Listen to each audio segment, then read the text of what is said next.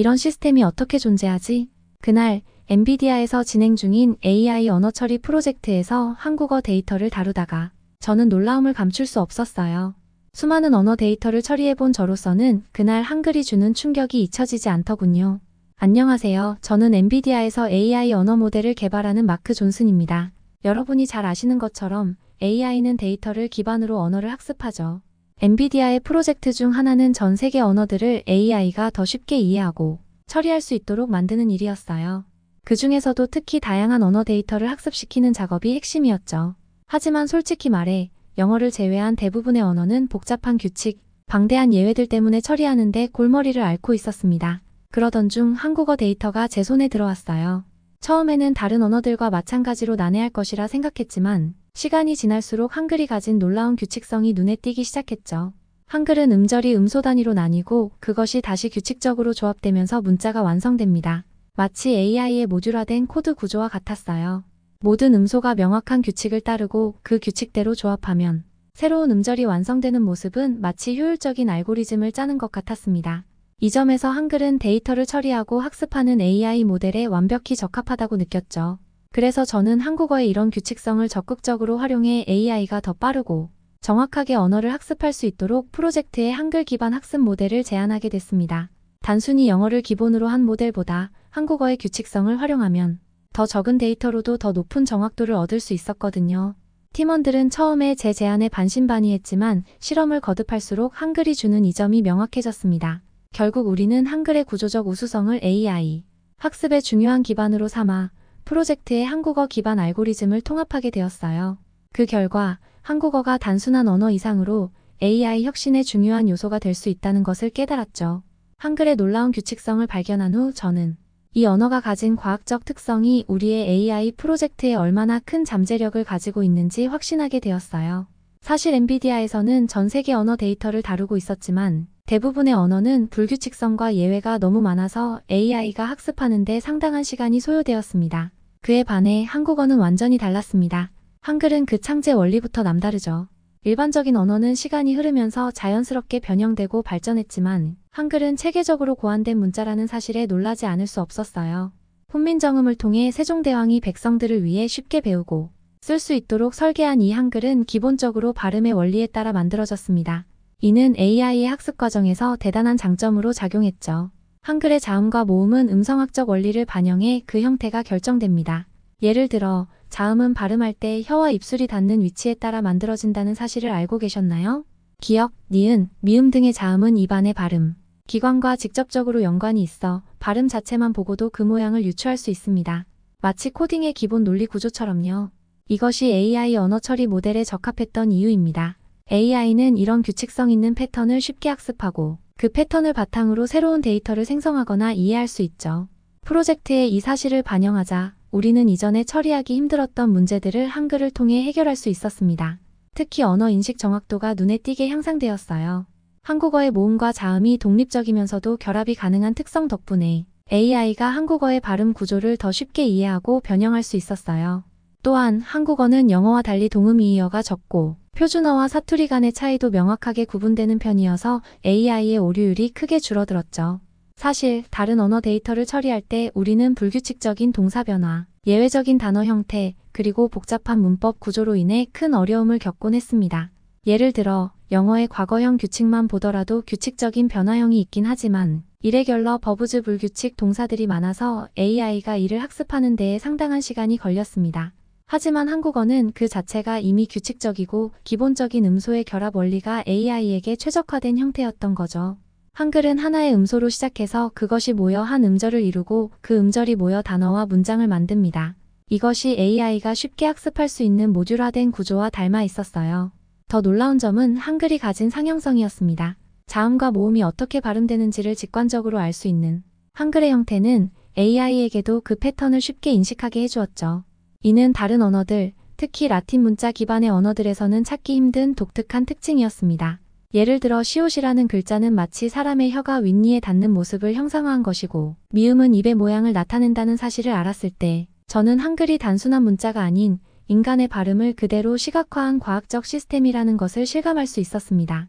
이렇게 한글의 구조적 강점이 AI 학습에 주는 이점 덕분에 우리는 프로젝트에서 한국어 기반의 언어 모델을 우선 적용해 보았습니다.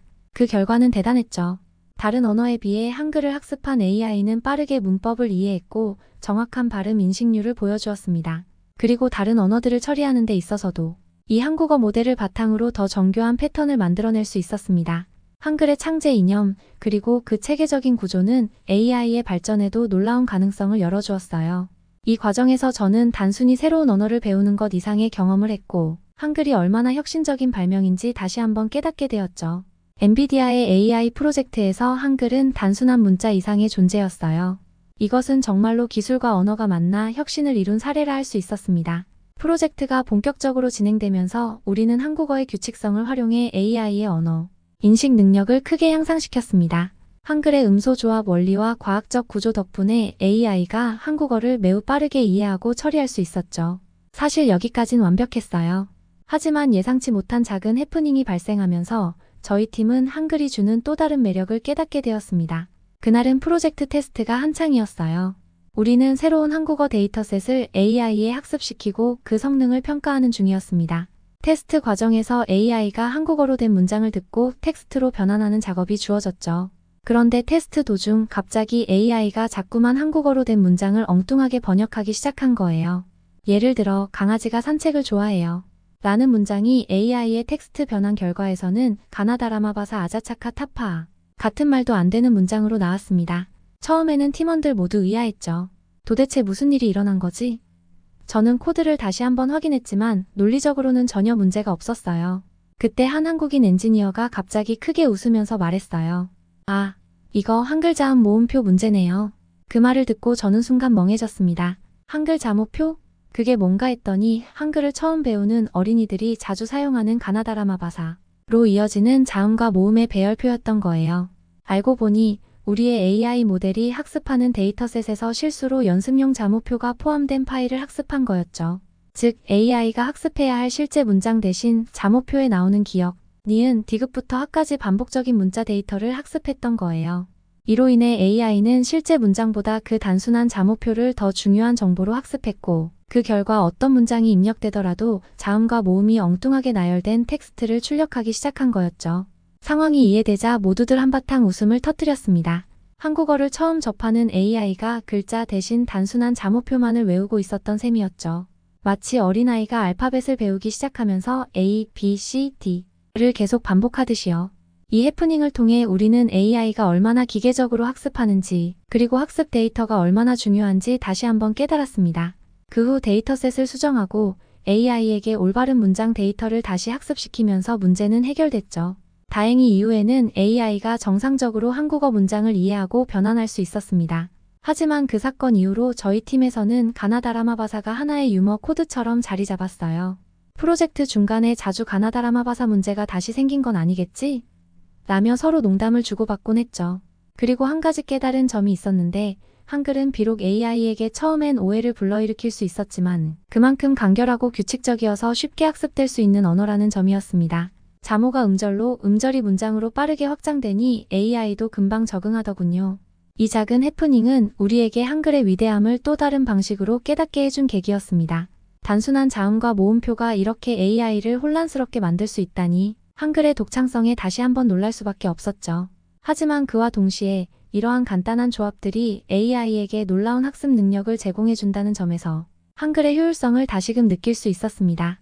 해프닝이 발생한 후 우리는 팀 내에서 한글에 대해 많은 대화를 나누기 시작했어요. 단순히 한국어 데이터를 처리하는 것 이상으로 한글이 가진 독특한 문자 체계와 논리성이 어떻게 우리의 AI 프로젝트를 발전시키는 데 도움이 될 수 있을지에 대한 논의가 자연스럽게 이어졌죠. 팀의 한국인 엔지니어는 한글이 얼마나 과학적인지 설명해주기 시작했어요. 자모 하나하나가 발음 기관을 나타낸다는 사실은 AI 모델을 만드는 저희 팀에게 너무도 흥미롭게 다가왔죠. 그는 이렇게 말했어요. 한글은 발음 위치와 형태에 따라 문자를 고안한 거예요. 예를 들어 기역은 목구멍에서 소리가 나는 느낌을 표현한 거고, 미음은 입의 모양에서 비롯된 거죠. 그 설명을 듣고 나니 저는 다시 한번 한글의 효율성에 감탄하게 되었습니다. AI가 한글을 배운다는 것은 마치 사람이 음성을 인식하고 그에 맞는 발음 기호를 찾아내는 과정과 비슷하다는 생각이 들었어요. 이것이야말로 사람과 AI가 언어를 학습하는 가장 자연스러운 방식이 아닐까 하는 생각도 들었죠. 저희 팀은 한국어와 한글에 대해 더 깊이 이해하려 노력하면서 한글의 특성을 좀 더 적극적으로 프로젝트에 반영하기로 했습니다. 특히 자음과 모음의 기본적인 결합 원리가 AI 모델에 얼마나 효과적으로 작동하는지 알게 되면서 우리는 더 고차원적인 언어 인식 모델을 만들 수 있었어요. 그리고 그 과정에서 또 다른 흥미로운 점이 드러났습니다. 한글은 음절마다 일정한 패턴을 가지고 있어서 데이터 손실을 최소화하는 데 큰 도움이 되었어요. AI가 문장을 읽다가 중간에 데이터를 잃어버리거나 잘못된 정보를 인식하게 되는 경우가 종종 있었는데 한글은 그런 오류를 쉽게 교정할 수 있는 자정 능력이 뛰어났습니다. 왜냐하면 한글은 자음과 모음이 결합될 때마다 일정한 음운 규칙을 따르기 때문에 AI가 학습할 때도 그 규칙에 맞춰 빠르게 오류를 수정할 수 있었거든요. 예를 들어 AI가 바다라는 단어를 학습할 때 비읍과 알을 먼저 인식하고 그 다음에 디귿과 알을 결합해 바다를 완성하는 방식으로 진행되는데 만약 중간에 디귿이 빠지면 AI는 이전에 학습한 규칙을 바탕으로 그 자리를 자연스럽게 추론해낼 수 있었습니다. 이런 방식은 문법이 복잡하고 예외가 많은 언어에서는 거의 불가능한 일이었죠. 이 과정에서 팀원들은 한글의 시각적 패턴과 그에 따른 데이터 안정성에 대해 깊이 감명을 받았습니다. AI가 한글을 빠르게 학습하고도 정확도를 유지하는 이유가 바로 이 규칙적인 패턴 덕분이었어요. 해프닝이 지나고 우리는 프로젝트에서 더 나은 결과를 얻기 위해 한글을 어떻게 더 효율적으로 사용할 수 있을지 계속해서 논의했습니다. 그리고 그 결과 한국어뿐만 아니라 다른 언어들도 한글의 규칙성을 모델화해 학습시키는 새로운 방법론을 제안하게 되었죠. 단순히 한국어를 넘어서 전 세계 언어들을 더 효과적으로 처리할 수 있는 방식으로 프로젝트를 확장하게 된 것입니다. 이 해프닝 덕분에 우리 팀은 한글의 과학적 매력을 깊이 이해하게 되었고 그 결과 우리는 AI 모델에서 전혀 새로운 방향으로 나아갈 수 있었습니다. 단순한 문자 체계를 넘어 한글은 우리 프로젝트에 혁신적인 변화를 가져다 준 것이죠. 프로젝트가 마무리될 즈음 저희는 한 가지 확실한 결론에 도달했습니다. 한글은 단순한 문자 체계가 아니라 AI와 같은 첨단 기술에도 놀라운 가능성을 제공하는 혁신적인 시스템이라는 것이었죠. 처음에는 단순한 음절과 문자로 시작했지만 한글의 체계적이고 규칙적인 구조가 AI가 언어를 학습하는 방식과 얼마나 잘 맞아떨어지는지 확인할 수 있었습니다. 한글 덕분에 우리의 AI 언어 모델은 예전보다 훨씬 빠르고 효율적으로 발전할 수 있었습니다. 이는 단순히 한국어만을 위한 것이 아니었습니다. 한글의 규칙성과 그 모듈화된 원리는 다른 언어에도 적용할 수 있는 모델을 제시해 주었고 그 덕분에 AI가 더 많은 언어를 더 정확하고 신속하게 처리할 수 있게 되었죠. 이 프로젝트를 통해 저는 한글이 가진 과학적이고 혁신적인 힘을 다시 한번 깨닫게 되었습니다. 세종대왕이 백성을 위해 만든 이 언어가 500년이 지난 지금 AI 기술 발전에도 도움을 줄 수 있다는 사실이 그저 놀라웠어요. 한글은 단순히 한국의 문자라는 차원을 넘어 전 세계가 배워야 할 인류의 자산이라는 생각이 들었습니다. 한국에서의 경험, 그리고 한글과 함께한 프로젝트는 저에게 큰 영감을 주었어요. 엔비디아에서 우리는 전 세계 수많은 언어를 다루고 있지만 이렇게 완벽하게 설계된 언어는 정말 드물다고 느꼈습니다. 저는 그 이후로도 종종 한글의 규칙성과 아름다움을 떠올리며 한국에 대한 깊은 애정을 품게 되었죠. 프로젝트가 끝날 무렵 우리는 모두 한 가지 공통된 감정을 느꼈습니다. 한글은 그 자체로 혁신적이고 놀라운 언어일 뿐만 아니라 우리가 상상하지 못한 가능성을 열어준 진정한 기술적 자산이라는 것이었죠. 처음에 한글을 접했을 때의 놀라움이 이제는 더욱 깊은 존경으로 바뀌었습니다. 처음에는 그저 한글의 체계적인 문자를 보고 AI 모델에 맞을 것 같다고 생각했지만 시간이 지날수록 한글이 가진 과학적이고 논리적인 아름다움이 우리 프로젝트의 성과에 얼마나 큰 영향을 미쳤는지 깨달았습니다. 한글은 그저 한국의 문자에 그치는 것이 아니라 데이터와 정보 처리의 효율성을 극대화할 수 있는 언어적 도구로 자리 잡았습니다. 저는 이 프로젝트를 통해 세종대왕이라는 인물에 대한 존경심도 자연스럽게 생겼어요. 어떻게 그 옛날에 이렇게 지속 가능하고 혁신적인 문자를 고안해낼 수 있었을까요? 그 문자가 수백 년 뒤에 AI 기술에까지 기여할 수 있다는 걸 상상이나 했을까요? 그가 꿈꿨던 모두가 쉽게 배우고 사용할 수 있는 언어라는 목표가 지금도 AI 모델의 학습 효율성을 높이는 데 기여하고 있다는 사실이 놀라웠습니다. 프로젝트의 성과가 발표된 후 저희 팀은 모두 한글이 우리에게 가져다준 지적, 깨달음과 기술적 혁신에 대해 다시 한번 이야기 나누었어요. 우리가 배운 것은 단순히 새로운 언어의 특성을 넘어 그 언어가 어떻게 인류의 지식과 기술 발전에 기여할 수 있는지에 대한 깊은 통찰이었죠. 그리고 저는 한국이라는 나라 그리고 한국 사람들이 가진 문화적 깊이와 지혜에 대해 새롭게 알게 되었습니다. 사실 이 프로젝트가 끝난 후에도 저는 여전히 한국어에 대해 배우고 싶다는 열망이 남아 있습니다. 출장으로 처음 한국에 방문했을 때는 단지 업무를 위한 짧은 체류였지만 이제는 정말 한국을 깊이 이해하고 싶다는 마음이 생겼습니다. 한글이라는 언어가 저에게 준 감동은 단순한 업무적 성과를 넘어 한국이라는 나라가 가진 문화적 자산을 더 깊이 알고 싶은 욕구로 이어졌습니다. 또한 우리 팀은 한글의 규칙성을 활용해 다른 언어 모델에도 새로운 접근 방식을 적용하기 시작했습니다. 한글의 효율적인 구조 덕분에 더 많은 언어를 논리적으로 분석하고 처리할 수 있는 방법을 찾았고, 덕분에 우리의 AI 프로젝트는 더 큰 성과를 거둘 수 있었죠. 이 모든 것이 가능했던 이유는 바로 한국의 한글 덕분이었습니다. 마지막으로 저는 다시 한번 한국과 한글이 우리에게 준 영감에 감사하게 되었습니다. 한국은 단순한 경제 대국이나 기술, 강국을 넘어 미래를 위한 중요한 열쇠를 쥐고 있는 나라라는 것을 확신하게 되었어요. 저는 이제 한국에 대해 더욱 깊은 관심을 가지고 있으며 언제나 다시 방문하고 싶다는 생각을 합니다.